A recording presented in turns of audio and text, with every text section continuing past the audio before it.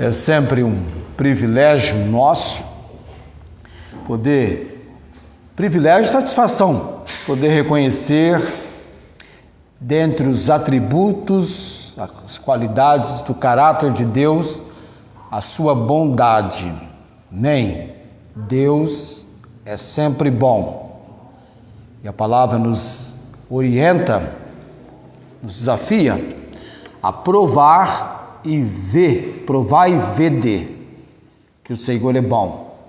Logo, diante deste fato, poderemos atingir o mais alto grau de felicidade, que é o bem-aventurado, aquele que nele confia.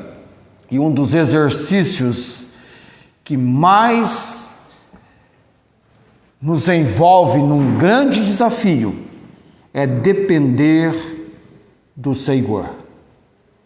Como é difícil você depender dos outros, não é verdade? Nós temos uma tendência de não querer sujeitar a dependência de ninguém. Sermos, aquela expressão que muito é usada por aí, autossuficiente. Como é difícil termos que depender de alguém.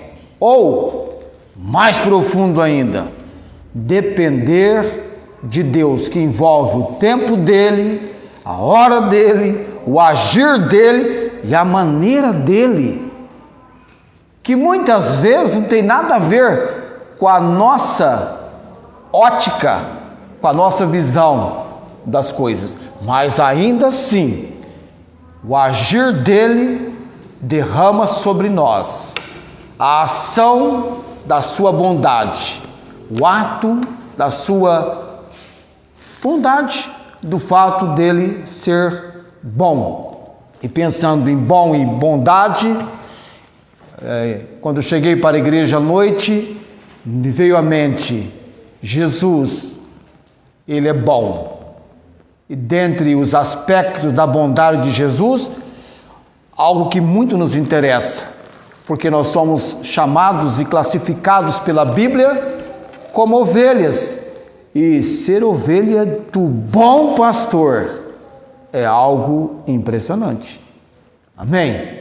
Eu sou o bom pastor. Esse bom pastor, ele é o bom pastor porque dá a sua vida pelas ovelhas. E o aspecto que destaca no contexto da conversa de Jesus a respeito disso, ele, em João 10, menciona o ladrão e salteador, e em contrapartida, bem contrário e oposto a isto, porque o ladrão, ele diz, vem para roubar, matar e destruir. É algo mau, ruim, terrível.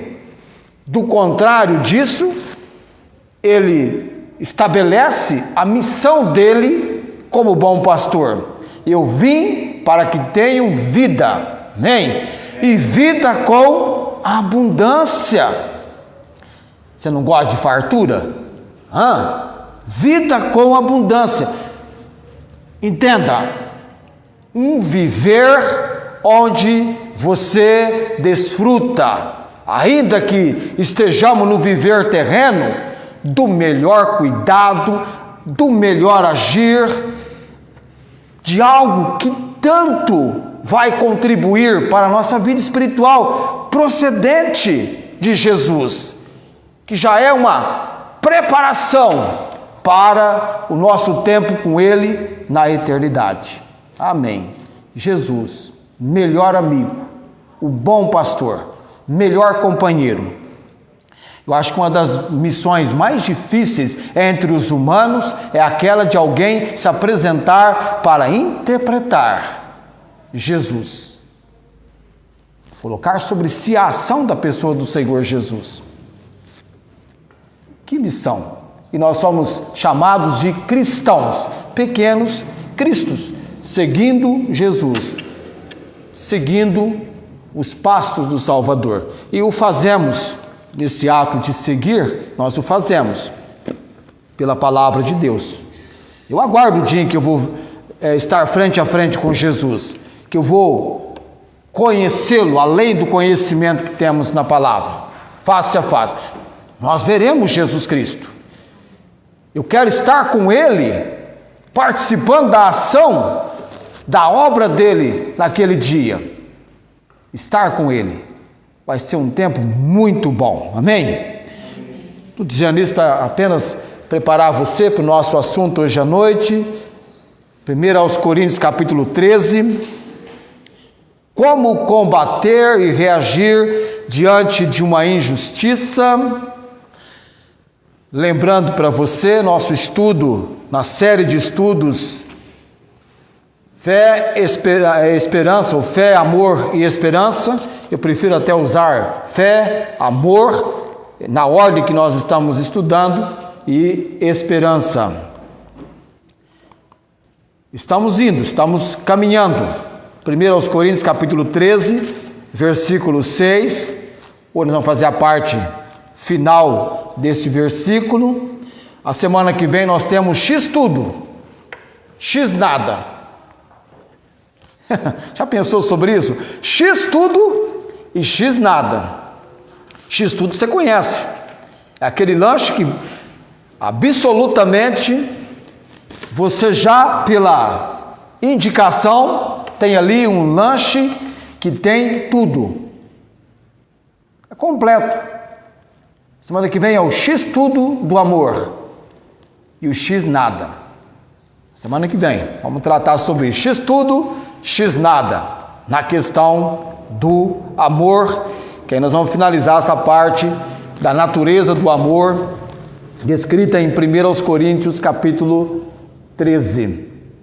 Vamos lá então, eu vou ler todo o capítulo hoje à noite, para que tenhamos uma consideração exata de todo o teor, o aspecto apresentado, porque Paulo ordenou para a igreja em Corinto procurar os melhores dons. Aliás, procurar com zelo os melhores dons. Não é procurar de qualquer maneira, não, é com zelo os melhores dons. E ele então, em sequência, no texto do finalzinho do capítulo 12, ele fala assim: e eu vos mostrarei um caminho mais excelente. E o legal, maravilhoso, é que no capítulo 13, Deus o levou a escrever sobre esse caminho mais excelente. Estou tentando contagiar você com esse caminho mais excelente, pensar nele, viver ele, desejar ele. Faz bem para o nosso coração, para todo o nosso ser, não vai prejudicar a nossa pressão arterial, pelo contrário, vai contribuir. Vai bem na vida familiar, social e muito mais na espiritual. Quantos ainda conseguem ficar em pé, que a idade permite? Fiquemos em pé. Se a sua idade ainda permite, as condições físicas, ainda que eu falasse as línguas dos homens e dos anjos e não tivesse amor, seria como metal que soa ou como sino que tine. E ainda que tivesse o dom de profecia e conhecesse todos os mistérios e toda a ciência, e ainda que tivesse toda a fé, de maneira tal que transportasse os montes, e não tivesse amor, nada seria. E ainda que distribuísse toda a minha fortuna para sustento dos pobres, e ainda que entregasse o meu corpo para ser queimado, e não tivesse amor, nada disso me aproveitaria. Necessidade, importância do amor. O amor é fundamental, é o alicerce, é o fundamento de todos os atos que agradam a Deus. Versículo 4, natureza do amor. O amor é sofredor, é benigno, o amor não é invejoso, o amor não trata com leviandade, não se ensoberbece, não se porta com indecência, não busca os seus interesses, não se irrita, não suspeita mal, não folga com a injustiça, mas folga com a verdade. Tudo sofre, tudo crê, tudo espera, tudo suporta. O amor nunca falha, mas havendo profecias serão aniquiladas, havendo línguas cessarão, havendo ciência desaparecerá. Porque em parte conhecemos, em parte profetizamos. Mas quando vier o que é perfeito, então o que o é, em parte, será aniquilado. Quando eu era menino, falava como menino, sentia como menino, discorria como menino, mas logo que cheguei a ser homem, acabei com as coisas de menino. Porque agora vemos por espelho em enigma, mas então veremos face a face. Agora conheço em parte, mas então conhecerei como também sou conhecido. Agora, pois, permanecem a fé, a esperança e o amor, estes três, mas o maior destes é o amor. Vamos orar nesse momento. Deus abençoe a porção lida da palavra dele aos nossos corações nessa noite. Senhor Deus, Redentor de todo poder e glória, exaltado e engrandecido seja o nome do Senhor, neste momento em que, em vários lugares, que nós nem sequer temos no pensamento a noção de todos eles, mas estão cultuando, celebrando, com júbilo, com brados de alegria, perante o Deus vivo e verdadeiro, a quem damos a glória, a honra, a quem pertence o poder, a glória, a honra. Que nesta noite, ó Senhor, debaixo da direção, obra e agir do Santo Espírito, recebamos do Senhor a compreensão, o entendimento provenientes da palavra. Abençoa, ó Deus, a porção do ensino do qual estamos ensinando, nos traga a orientação que necessitamos, a direção, e que tenhamos, ó Pai, com temor e tremor, o aprendizado, a compreensão, o entendimento na obra do Santo Espírito. Abençoe esta igreja, este ministério, como também rogamos por cada pessoa debaixo da obra do agir do Senhor hoje à noite, entre os que estão conosco, bem como outros acompanhando a transmissão, se é que temos alguns agora acompanhando, e até mesmo aqueles que posteriormente também receberão essa transmissão. Oramos, nos colocamos nesse momento diante do Senhor, orando no nome de Jesus. Amém. Assentai-vos.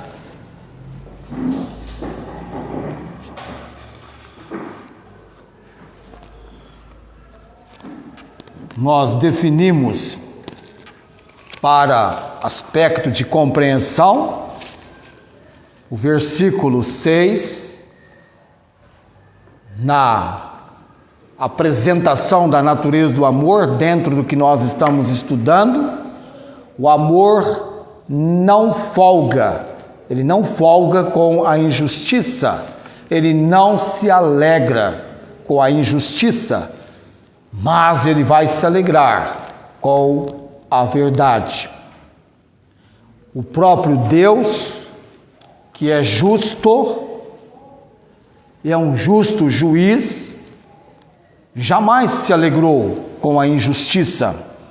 E Deus, sendo perfeitamente justo, como Deus perfeitamente justo, ele não tolera a injustiça. Em todos os seus atos, Deus sempre age com justiça.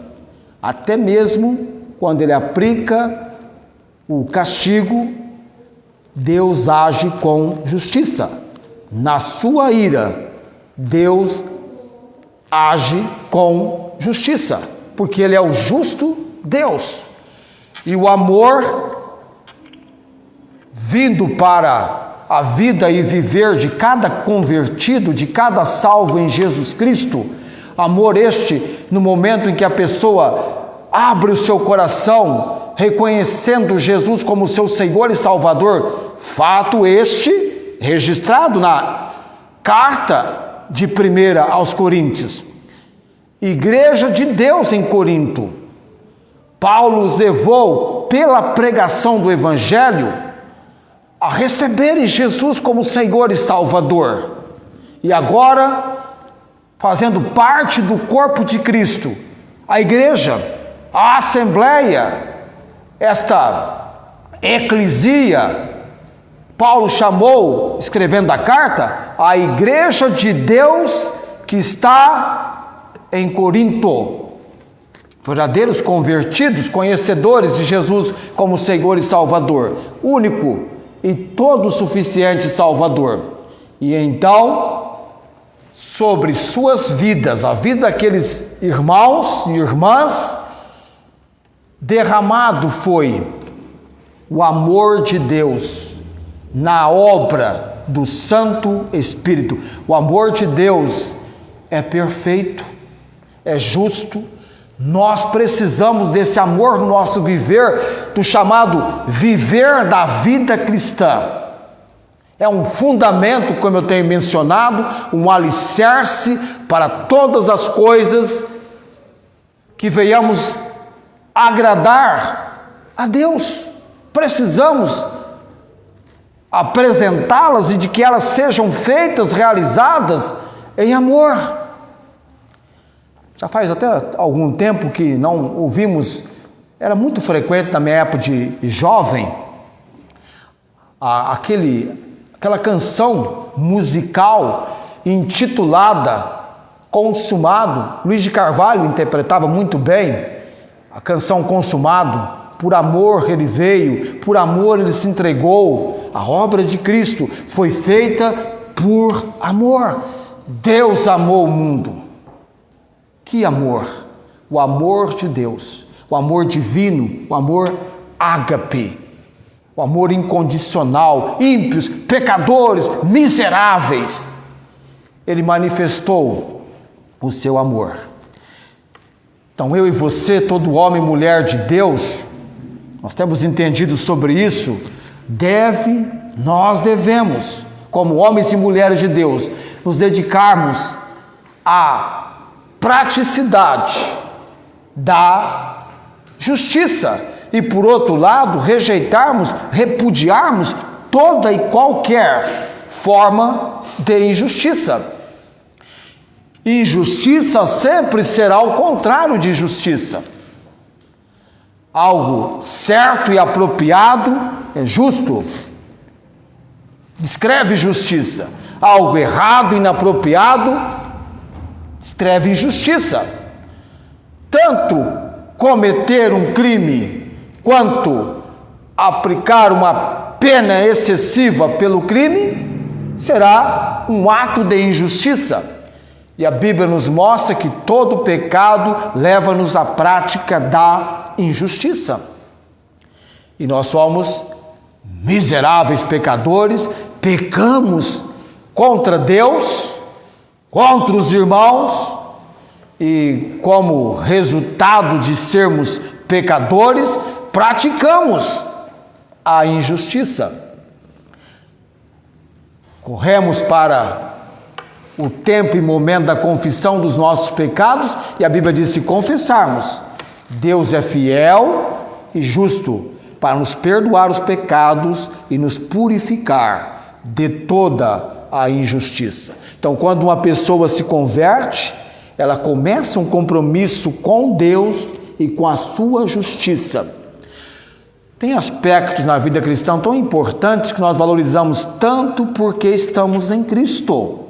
Estamos enxergando com olhos espirituais, abertos pelo Espírito Santo para a compreensão que precisamos. Isso tem muito valor para nós.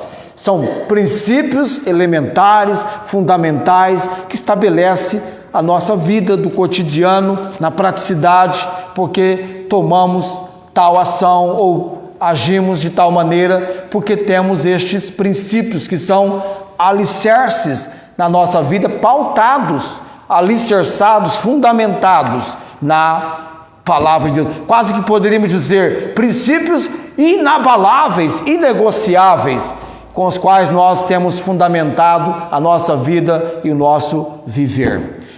A pessoa que pratica ou que ama, ou pratica o amor, o alvo dela é não cometer injustiça.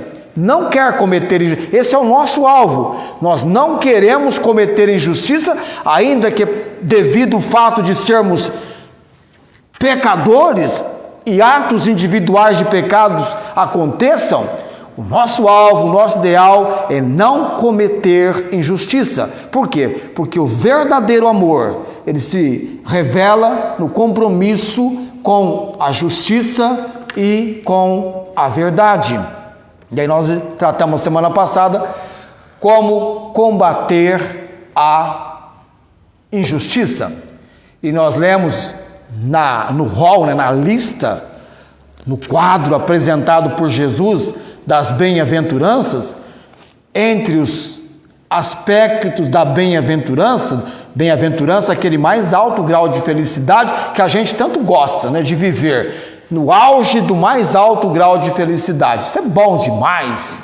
E lá em Mateus 5, bem-aventurados têm fome e sede de justiça, porque, versículo 6 de Mateus 5, porque serão fartos, satisfeitos. Então a Bíblia leva-nos a entender que aqueles que anseiam pela justiça serão satisfeitos. E a melhor forma para que eu e você venhamos a combater a injustiça é exatamente vivendo uma vida de maneira justa. Ou seja, obedecendo a Deus. Você já leu aquele texto? Me veio agora até à mente aquele texto de Tito, capítulo 2, versículo 11. Deixa-me dar uma chegadinha lá. Tito 2:11. Tito está depois de Timóteo. Pastor Tito. Você conhece algum pastor Tito? Está conhecendo agora. Se você não conhece, está conhecendo o pastor Tito. Tito 2:11.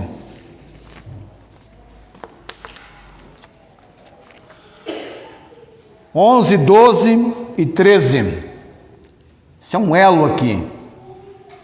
Porque a graça de Deus se há manifestado. De uma época, de um período de dispensação chamado a lei, que foi dada por Moisés. A graça e a verdade vem por Jesus Cristo.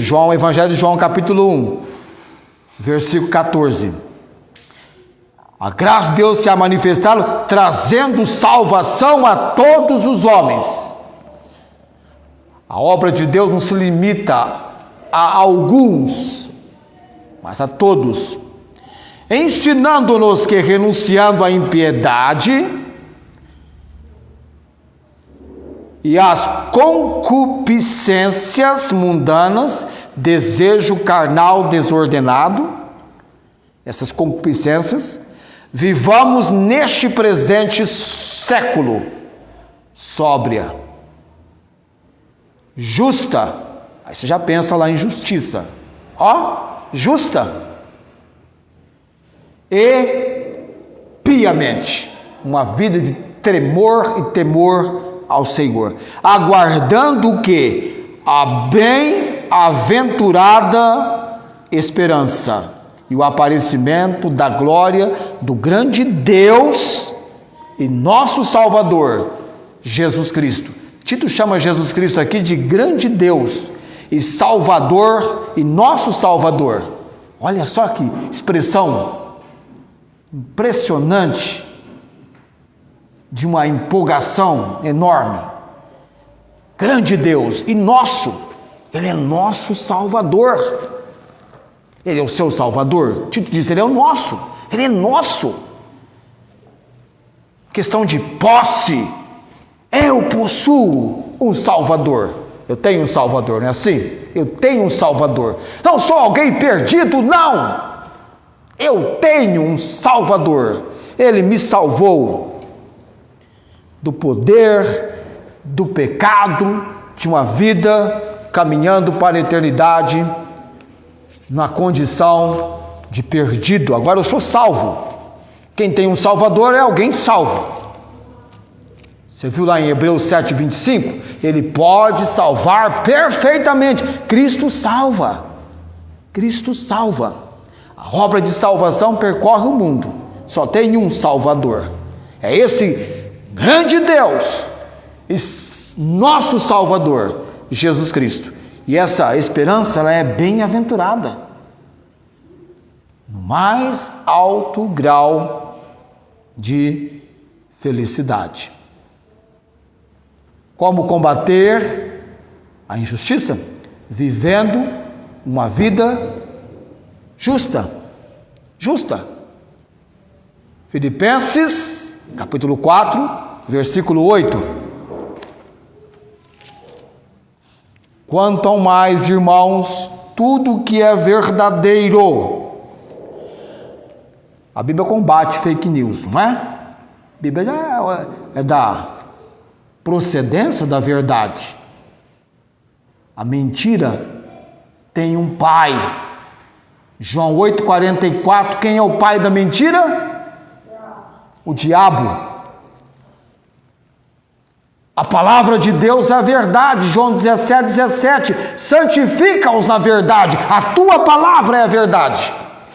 Quanto ao mais, irmãos, tudo que é verdadeiro, tudo que é honesto, tudo que é justo, tudo que é puro, tudo que é amável, tudo que é de boa fama, se alguma virtude, se algum louvor, nisso pensai. O que é que eu e você, o que é que nós estamos colocando no nosso pensamento? Eu fiquei essa semana imaginando, por um instante, como deve ser o pensamento de uma pessoa extremamente depressiva. O que pensa uma pessoa depressiva, com depressão? Pensamento. Ou quando a pessoa começa a pensar, ninguém gosta de mim, e ela começa a alimentar isso no seu pensamento, e aquilo vai tomando todo o seu ser. Já pensou sobre isso? O que você tem colocado no seu pensamento? Já teve entre os humanos pessoas que pensou, eu jamais serei salvo porque eu sou um terrível pecador, até como se Deus não a conhecesse.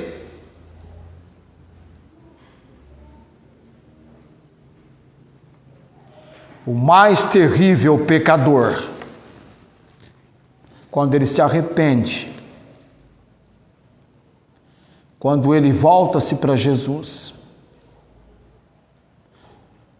ele vai entender que até o apóstolo Paulo disse que ele tinha uma palavra fiel e digna de toda a aceitação. Em 1 Timóteo, capítulo 1, versículo 15. Há 38 anos atrás, eu esbarrei com este versículo e ele encheu de júbilo meu coração. Já estava em Cristo. Eu estava memorizando. Esta é uma palavra fiel e digna de toda a aceitação, que Cristo Jesus veio ao mundo para salvar os pecadores. E Paulo já de imediato encabeçou os piores, dos quais eu sou o pior.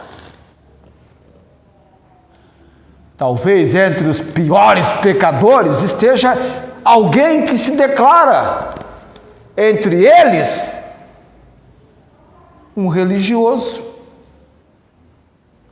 Antes de conhecer Jesus como Senhor e Salvador, o apóstolo Paulo tinha um enorme apreço pelas suas credenciais. Não sei se alguém aqui é colecionador de alguma coisa. Você coleciona alguma coisa? Eu tenho um colega que coleciona carrinhos, o Silas. O Silas trabalha no Savenago. Ele coleciona. Ele tem um apreço para aquela coleção dele. Eu coleciono cartões, né, convite de casamento, aliás. Coleciono convite de casamento.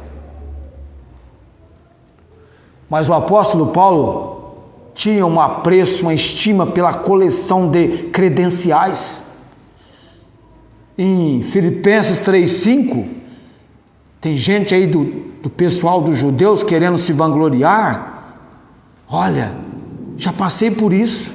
Circuncidado ao 8º dia, da linhagem de Israel, da tribo de Benjamim, hebreu de hebreus, quer dizer, o melhor entre os hebreus,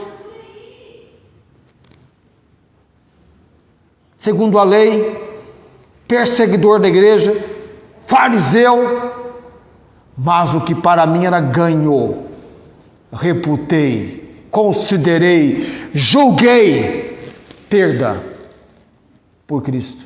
Não tem valor algum, mas sim o valor de ser agora uma nova criatura em Jesus Cristo.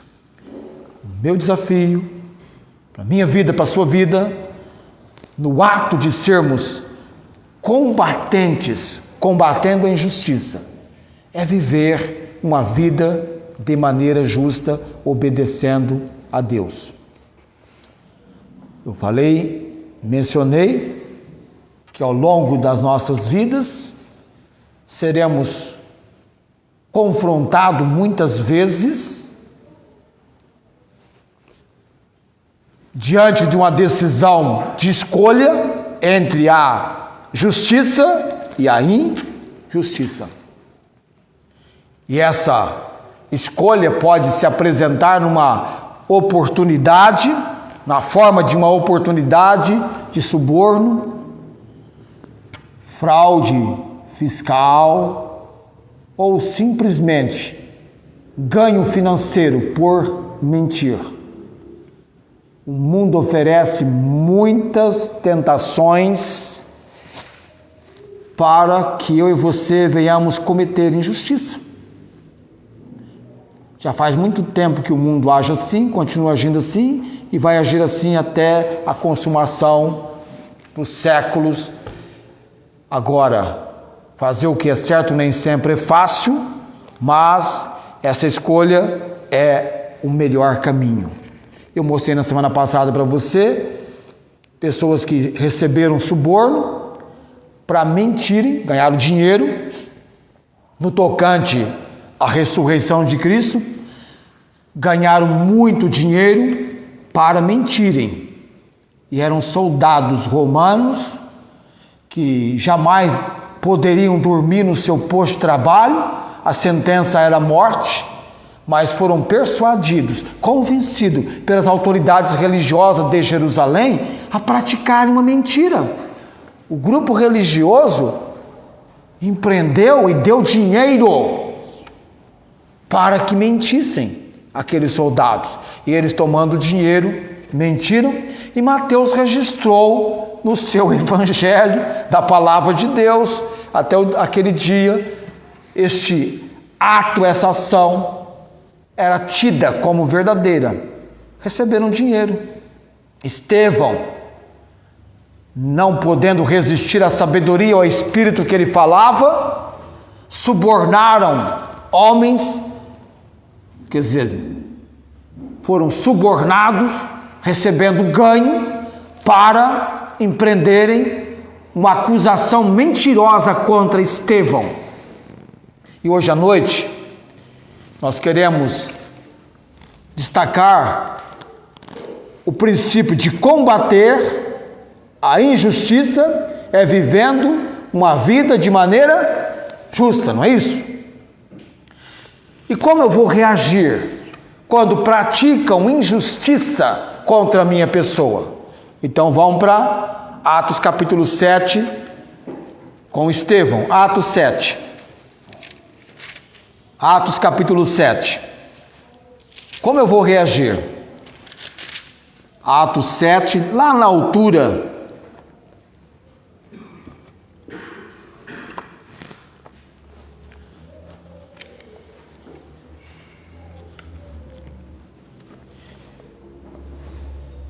Estevão foi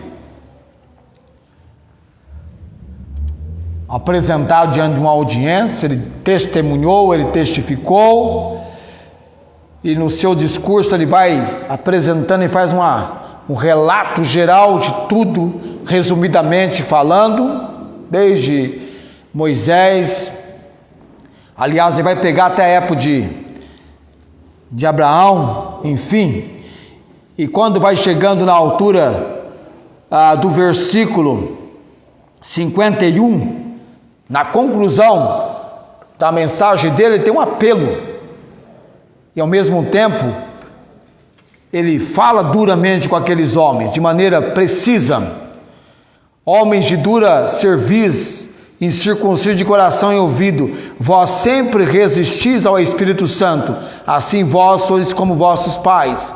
A qual dos profetas não perseguiram vossos pais? Até matar os que anteriormente anunciaram a vinda do justo, do qual vós agora fostes traidores e homicidas. Está falando a verdade com eles, de maneira clara e precisa. Vós que recebeste a lei por ordenação dos anjos e não aguardastes. Foi sincero? Falou a verdade? E veja lá o que aconteceu com ele. Versículo 54. E ouvindo eles isto, enfureciam-se em seus corações e rangiam os dentes contra ele.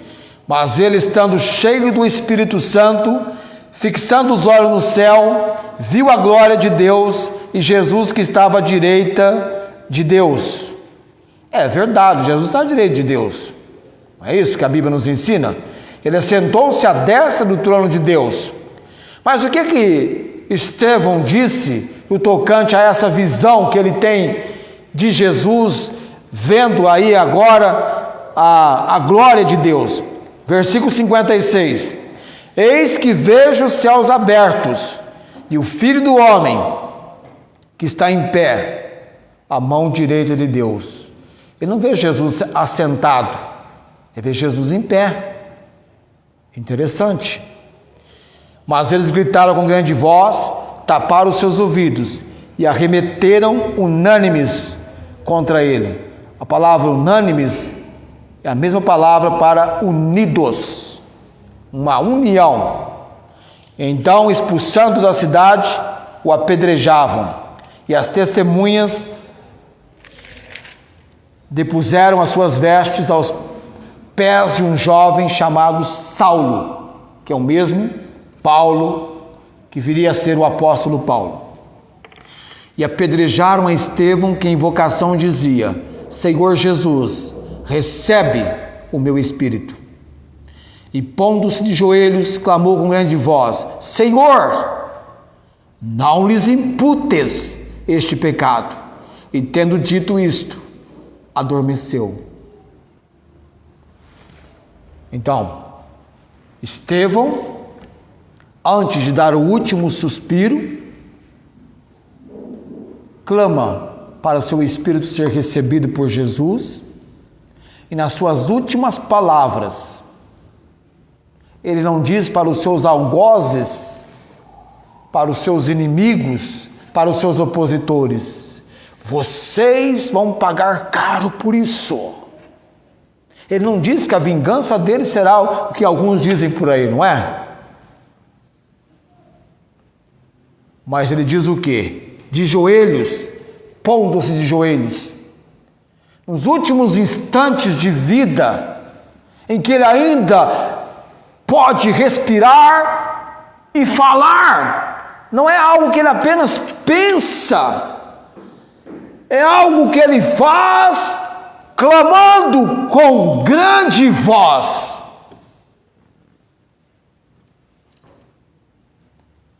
Ele eleva a sua voz, ele clama: Senhor, não lhes atribua, não lhes imputes este pecado. E tendo dito isto, ele dá o último suspiro, ele morre. O que eu e você entendemos de maneira prática com isto? Ele estava perdoando os seus algozes, os seus inimigos. Ele perdoa. lembra quem? Jesus, na cruz, não lhes imputes este pecado. Olha o exemplo em Estevão. Mas Estevão era alguém que estava cheio do quê? Espírito Santo. Qual é o primeiro aspecto do fruto do Espírito registrado em Gálatas capítulo 5, versículo 22? Amor, não é isso? É o amor. Ele não folga com a injustiça. Ele não se alegra com a injustiça, mas ele se alegra com a verdade. Romanos capítulo 12. Romanos 12.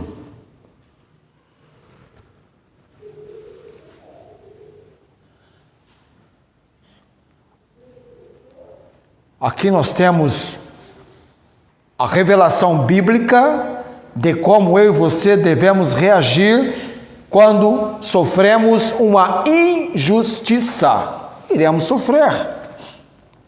Injustiça social, injustiça trabalhista, injustiça na vida religiosa. Injustiça. Elas acontecem.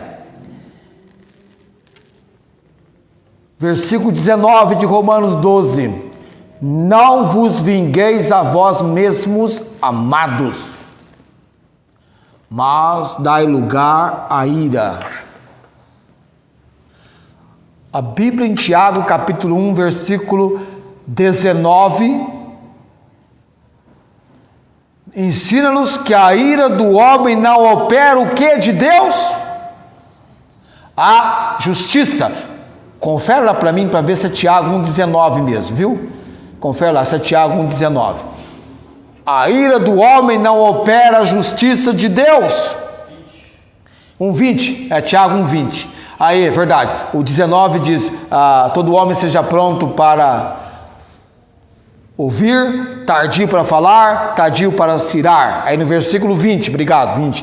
Porque a ira do homem não opera a justiça de Deus.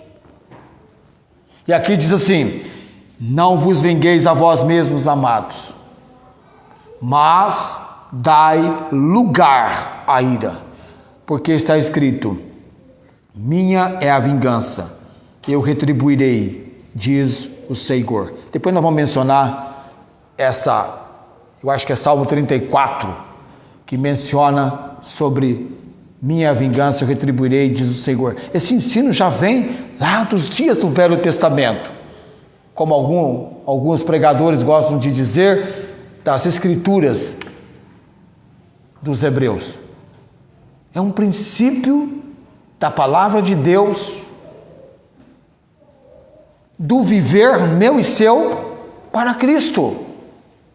Porque nós lemos no Salmo 103 que o Senhor faz justiça e juízo a todos os. E a Bíblia diz aqui, a vingança pertence a quem? A Deus, ao Senhor. Deus é um justo juiz. E Ele vai tratar a sua causa. Compete a mim e a você deixar a situação, a causa, a injustiça com Ele, diante dEle. Não podemos vingar. Então, como eu vou reagir? Não praticando vingança. Eu vou entregar. Eu vou apresentar a minha questão perante o Senhor. Os irmãos de José, nós não vamos ler nada de Gênesis agora, só vou mencionar, estou na parte final da mensagem, os irmãos de José praticaram injustiça para com o seu próprio irmão. O que eles fizeram foi de uma natureza absolutamente maldosa, por inveja.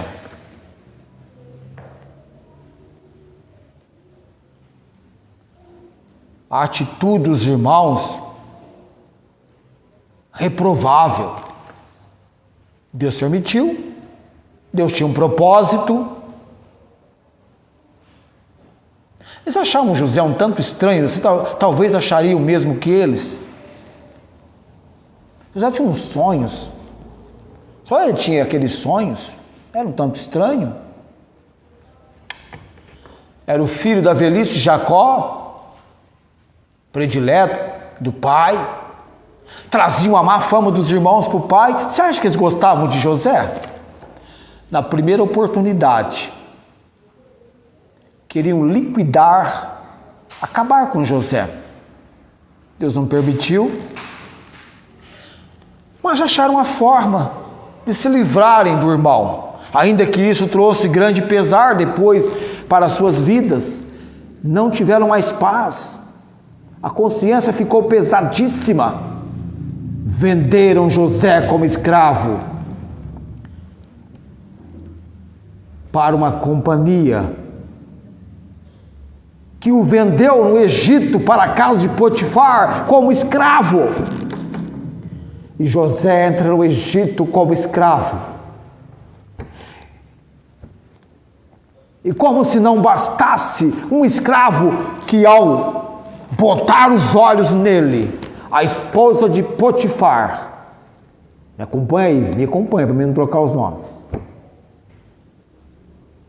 não resistiu, encantou-se por José e queria que José fosse dela. E ele disse não, de maneira alguma. Ela atormentou por algum tempo, e quanto mais ela o atormentava, mais ele fugia dela, até que no momento ela segurou pelas vestes e ele fugiu e as vestes ficaram. E ela, com tamanha fúria, furiosa, ela o acusou de algo que ele nem pensava em realizar. E José foi parar na prisão, e ele ficou 13 anos injustamente preso. Que vida triste, você diria? Ele poderia lembrar: olha o que os meus irmãos fizeram comigo, e a série de acontecimentos desastrosos acontecendo. Nem o copeiro, porque ele por algum momento teve preso com o copeiro e com o padeiro do rei, eles tiveram um sonho. José interpretou os sonhos deles e disse para o copeiro, quando o copeiro, o que José havia interpretado aconteceu com o copeiro: fale de mim para o faraó. O copeiro está tão empolgado na sua restituição ao cargo, que nem lembrou, e Deus também não quis que ele lembrasse. Deus não tinha a menor questão que ele lembrasse, porque tinha um propósito. Mas no tempo exato de Deus, o copeiro foi tomado de uma súbita recuperação de memória. Ele sabia quem podia interpretar o sonho de Faraó. E aí chega por lá José. E José não só interpreta o sonho de Faraó, mas já apresenta uma observação impressionantemente aplicável, como eles deveriam proceder. 7 anos de fartura por 7 anos de fome. Como se faz uma administração competente, adequada e que vai dar excelentes resultados, não só para o Egito, mas envolvendo o mundo todo. Ele apresentou e o faraó falou: não tem outro para melhor desempenho dessa função, você. Tira o anel, coloca nele. Abaixo de Faraó, quem manda agora é José. Ele é o governador do Egito. E 7 anos de fartura, e José na administração, armazenando a provisão. Mas quando os 7 anos de fartura terminam, como ele havia interpretado, 7 anos de fome começam. E quem é que aparece no Egito para buscar alimento para o socorro da descendência? Exatamente, muitas pessoas de vários lugares, Mas de repente, José estava tão modificado, né? A cultura egípcia, não tem barba, cabelo diferente, ele é alguém irreconhecível pelos seus irmãos. Estavam todos lá, menos o Benjamim. E ele olha, ele conhece, ele reconhece os seus irmãos. E os seus irmãos, quando eles o veem, eles absolutamente veem o governador, o homem que tem autoridade, que tem poder no Egito, o homem respeitado, o homem perante quem eles se prostram. E José entra num favorável, interessante bate-papo com eles, conversando, quem são eles, de onde vêm. Ele fica sabendo informações do pai deles, que também é pai dele e eles não sabem. Ele pergunta pelo irmão. De maneira muito ardilosa, ele lança um desafio, ele quer saber, ele quer observar quem realmente são eles. Ele quer Benjamim, que é o irmão mais novo, prende uns 10, os demais, não sei se 10, os demais voltam, só poderão retornar se trouxerem Benjamim. Mas Benjamim não pode ir, é o filho caçula, o irmão dele, na cabeça deles e do pai, está morto. Como levar Benjamim? Mas enfim, Benjamim vem. Um deles havia ficado preso, para garantir o retorno deles. O dinheiro que eles trouxeram para comprar o alimento, José mandou colocar de volta no saco deles. Esse dinheiro voltou, eles ficaram preocupados. Mas quando Benjamim vem, ele vê o irmão dele, e ele coloca o copo dele nas coisas do irmão. E quando eles estão retornando, eles são acusados de roubo, e com quem ele, José, encontrar o seu copo, este vai ficar para sempre com ele no Egito. Os demais podem voltar. E onde estava o copo? Nos pertences de Benjamim. E aí foi uma choradeira tremenda. Eles demonstraram que eles tinham mudado, que eles zelavam, eles tinham esmero pelo irmão, não podiam permitir aquilo. Um deles queria ficar no lugar, e José entendeu, eles haviam mudado. Ele está chorando, as lágrimas correndo, ele olha para ele e diz: eu sou José, vive meu pai. E a cena é emocionante, lágrimas escorrem. Quando eu estava assistindo a cena em casa, a Célia falou: mas você está chorando? Eu falei: a Bíblia diz chorar é com os que choram. E todo mundo estava chorando lá na cena, eu também estava chorando do lado de cá. E eu choro com os que choram. Era muito forte a cena. E quando Jacó encontra com José, é forte. Mas aí, e aí? O José é o governador agora. Vai vingar! E José fala, Gênesis capítulo 45, só esse texto que eu vou ler, Gênesis 45. Gênesis 45.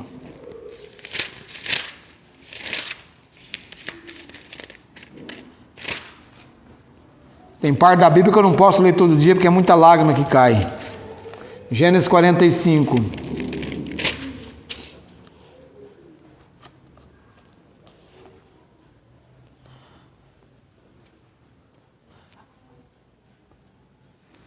Eu sou José, vosso irmão, no versículo 4 de Gênesis 45, ele se revela e ele fala o que? A quem vendeste para o Egito? Qual é a identidade de José? Passa para ele: eu sou José, que vocês venderam para o Egito. Agora, pois, não vos entristeçais, nem vos pese aos vossos olhos por me haverdes vendido para cá, porque para a conservação de vida Deus me enviou adiante de vós. Ele vai comentar a respeito do que está acontecendo. Tem 2 anos de fome no meio da terra, está no 2º ano, né? E ainda restam 5 anos em que não haverá lavoura nem cega. Ele não vai vingar, não passa pela cabeça dele nada disso. Ele vive dentro do propósito de Deus. Eles intentaram injustiça, mas Deus, no agir dele, a vingança pertence a ele. E havia um propósito. E eles estavam arrependidos, consternados. E José teve esta postura bíblica, que engrandece o Senhor. Ele entendia: Deus me trouxe para cá. A Bíblia diz que Deus resiste ao soberbo, dá graça aos humildes.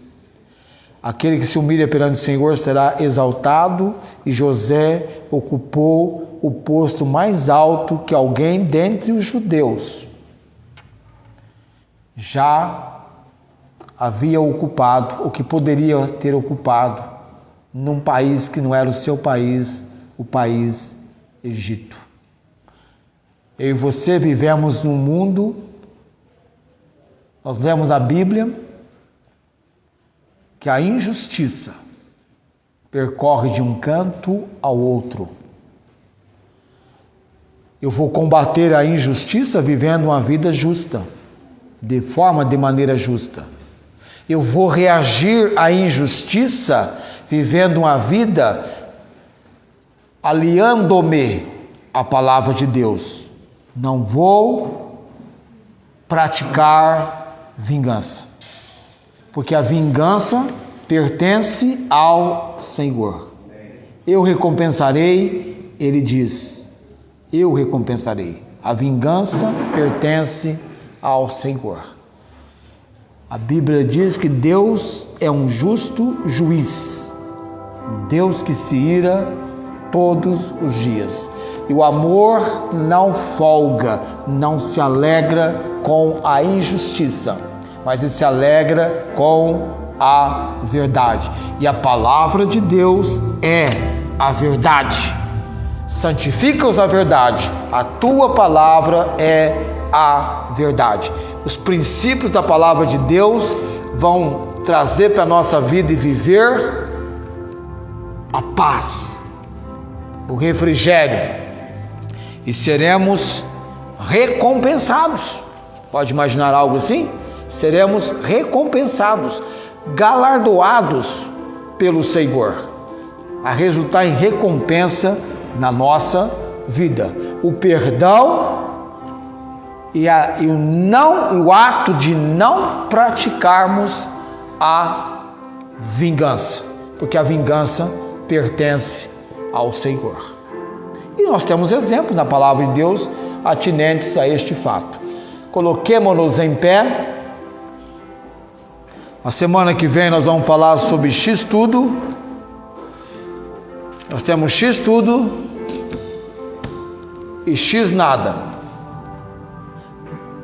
Na matemática e na física, acho que na física também, né? O X é algo por detrás daquilo que você quer conhecer, ter uma noção exata do que realmente é. O que você não conhece, o que você não sabe, você denomina o X da questão. O X da questão. É mais ou menos a forma que eu vou colocando para você aqui. O X tudo e o X nada do amor.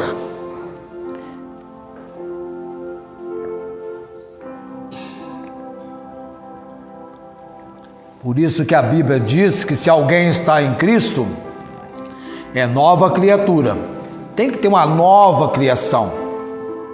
É despojando o velho para colocar, para se revestir do novo.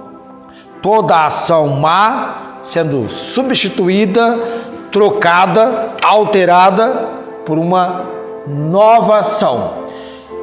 A maneira de você ver a vida, de você enxergar a vida, a ótica do mundo é diferente da ótica de Deus. A sabedoria do mundo é diferente da sabedoria de Deus. A sabedoria do mundo para Deus é loucura. Aí em 1 Coríntios fala sobre isso. Então imagina, quando alguém fala assim, esse mundo é muito louco. Já viu alguém falando assim, esse mundo é muito louco? Já ouviu alguém falando assim? Para Deus é muito louco a sabedoria desse mundo. É muito louca, aliás, a sabedoria desse mundo. É loucura, porque ele apanha o sábio na sua própria astúcia. É uma loucura realmente. A maneira como eles querem que você venha agir e reagir. É o contrário daquilo que Deus ensina da sua palavra. Cada coisa no seu devido lugar, não é assim? A sua parte, a sua procedência, o seu agir, a sua maneira de não agir também, tudo tem uma razão, um motivo, um fato em cima disso. Vamos orar nesse momento. Deus abençoe a sua palavra, o ensino da mesma para nossas vidas. Tem pastores, eu tenho um pastor conhecido que leva essas nossas mensagens, talvez no Facebook dele, não sei se apresenta em algum lugar. Eu espero que Deus esteja usando para a sua honra e sua glória e abençoando vidas. Vamos orar. Bendito Deus, o Senhor é o Deus eternamente bendito.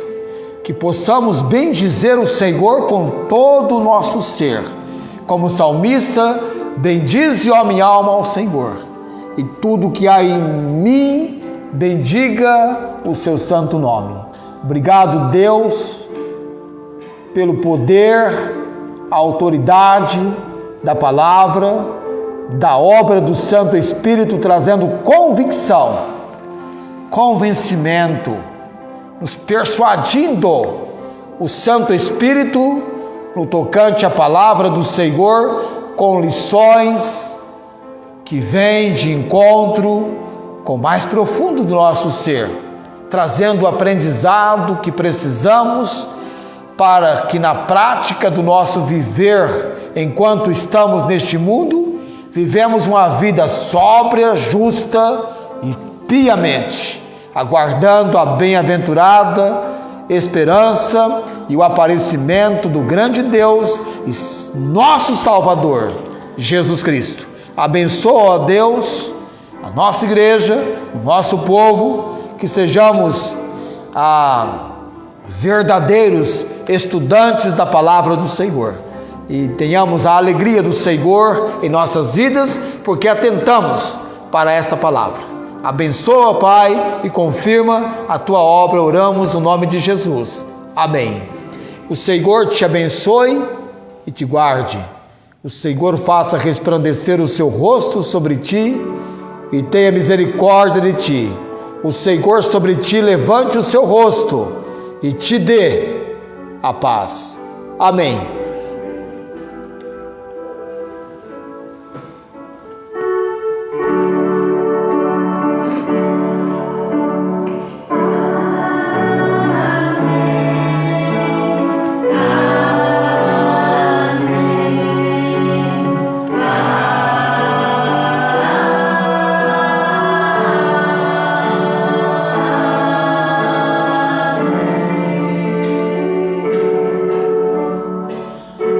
Amém.